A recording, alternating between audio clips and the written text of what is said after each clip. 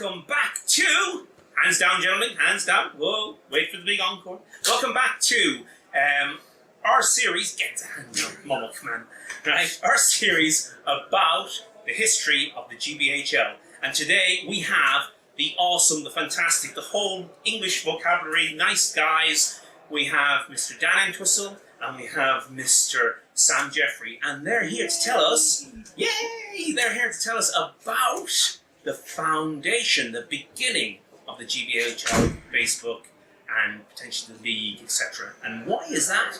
It's because these guys are the founders. They're the first boys who put it together. Come on, tell us how did it work? Some stuff. How did it begin? How did it begin, yeah? It began because me and Dan are huge Lord of the Rings enthusiasts and gaming enthusiasts and Games Workshop enthusiasts for the miniatures. And unfortunately at the time, Lord of the Rings wasn't a supported game in terms of Games Workshop had a different direction they were taking. But me and Dan and other people such as Owen Wright and James Braun and a lot of the Nottingham-based lads still loved playing the game. We loved playing it for what it was. So we decided we'd make a Facebook page primarily so we could find other gamers who still enjoyed the hobby in other parts of the country and just meet up and play events. And we've begun. It's actually what happened. Wow.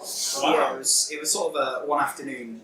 Sam and I went down to Wine World and we met with Nick Bateman and we were chatting to him like, oh, do you know any spoilers about the GT this year? You know, anything coming up? And he said, no, because there isn't. There isn't one. Oh no! And at that point we were both like, what? No, our hobby. Half of our life. How long ago was this, guys? This is 5 years ago. Right? Yeah, 5-6 years ago is the original, very core of it. And then... So the hobby was dying then? It was dying. Yeah. Complete decay.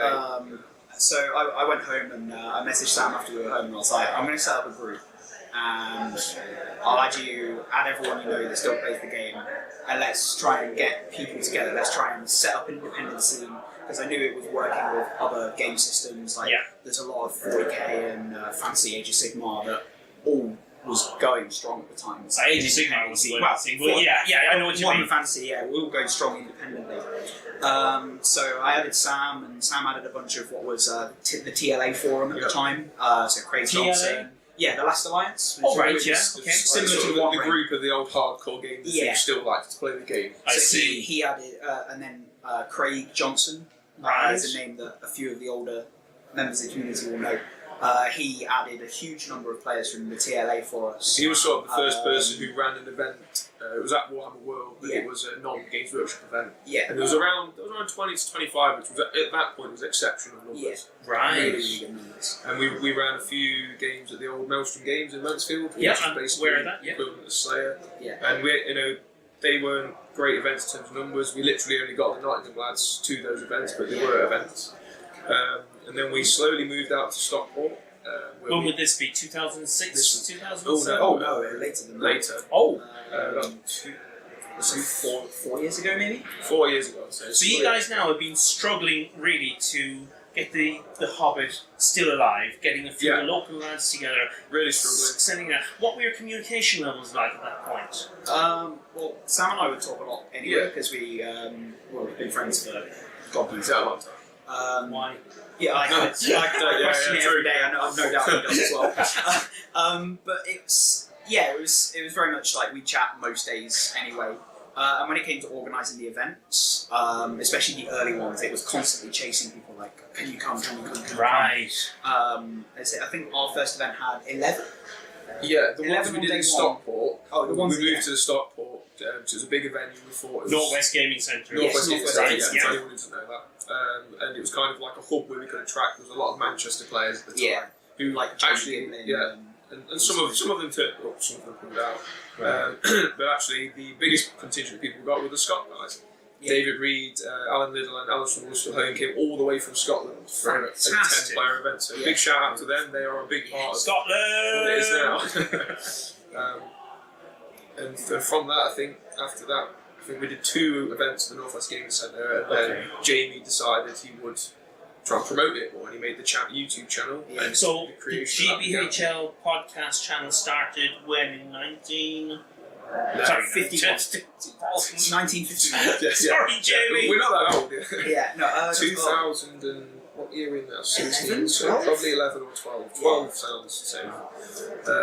And I think we started to pull in more people through that because people went on YouTube, found it on YouTube, and then eventually found the page. Okay. So what was the name of your page? GBHL? Initially it was Hobbits, Events and Discussions. Yeah. Right. And I think before that it was the Lord of the Rings UK Championships. Yeah. So this was your channel, and then you changed the name. Yeah, so we changed it to Hobbits Event and Discussion when we realised that more people were trying to run events. we were starting to get more people in and Yeah. more interest was coming, so we needed to make it as an actual page for discussion and events, which Yeah. Okay. Yeah. And Jamie decided to call his channel the Great British Hobbit League. I think that's actually the original name still. Right. And I think he did that to promote it as a league, so it looked like people were actually taking part in a structured event Right. to drag more people in, and that did happen. But there was an issue where people would go to that, and then when they looked for the page, they were still looking for the Great British Hobbit League. So the overlap with Hobbits events and discussions, people couldn't put the two together, so we were losing people through not getting it like that. Okay. So then the name of the page was changed. You changed the name. Well, it was We did directly. It was a mixed a party group thing. decision from like the admins of the page at the Yeah, time. I think Jamie ended up changing it, which was a fair decision to make because it was a big part of it and still is. Cool.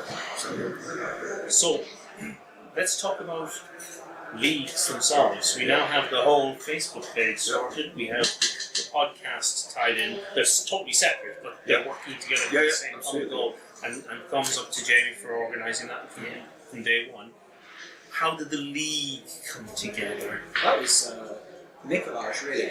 Yeah, I think Nikolai set it up as an actual structured league, and he ran he created the very first system of how we would score the tournament points, Right. which is equivalently what the system we have now. Except for I think the amount of points you scored from how many tournaments was different. But he brought that process And into play. he was initially doing what Thomas Harrison does now. When he was the league coordinator, as it were. Nikolai had a lot of experience because he played international events and he understood how the leagues, like in Poland, who had a big following at the time, ran it and stuff, and he brought a lot of experience in that way, which was really good.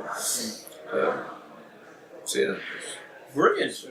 His help was really, really good for sort of getting it off the ground. I've still got to meet the guy. He was supposed to be here today, but I think he's something going came to up the last last minute. minute. Yeah. We're here at Sanctuary yet again. Background noise will sort all of that out. But yeah, tournament going on. Mikolaj was meant to be coming up. Unfortunately, other aspects of made him unfortunately withdraw. Don't get a chance to meet him. Looking forward to meeting you, Mikolaj. Yeah, I'm Dave. Hiya.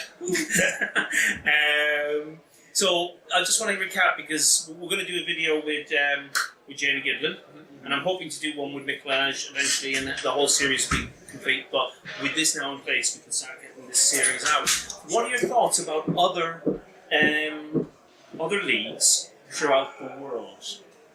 What's your knowledge of other leagues? I think Poland certainly, when we were struggling to do it, they had the biggest player base. I think they don't know if they still do, but used to get 60, 70 players, quite a lot at the actual events. Mikolaj will be able to tell more about that, but I think they still have a big following over there. I know Finland used to have a good following, don't think they do so much anymore. I'm not sure about the rest of Europe actually, that's mostly what I know. Right. I say for me, obviously recently being involved with the ETC plug. Oh wow! You're involved with ETC! Yeah, oh, this is going to be a totally separate thing, right? Cancel! Being involved with the ETC, I found out a little bit more about some of the different leagues from around Europe. Wow! So I know France is huge. They have like 200 consistent players or something, across different events throughout the year. Germany's not small.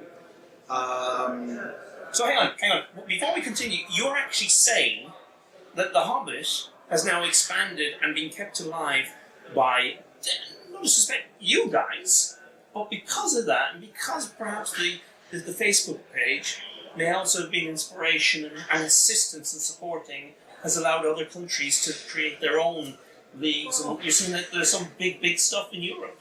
Possibly. I think some of those, in fairness, were more established than we were when we started, but we had no knowledge of them at the time. Right. So only as we've grown, we've been made aware that there are other people doing the same thing in other countries. I think as far as like the UK scene is concerned, I think is for me it's Exclusive, guys! Exclusive! Seeing how much our hobby or the community for our hobby has grown and developed over the last 4 years has been sensational. So listen, I'm really excited. What's your role then?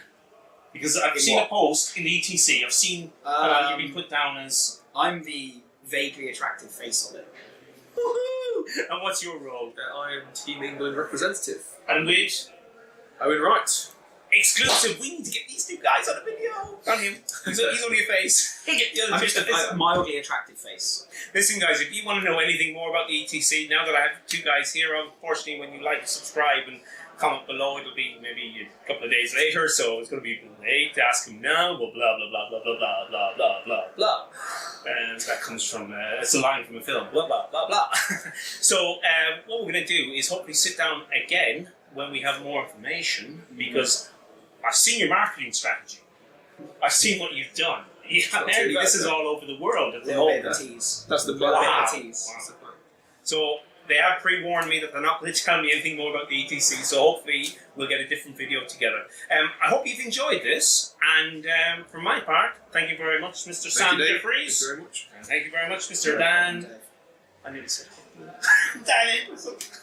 Daniel, Mr. thank Jeffrey, you. pleasure as always. And as Owen would say, and Owen's out in the other room, but he'll say it from aloud, like, subscribe, comment below.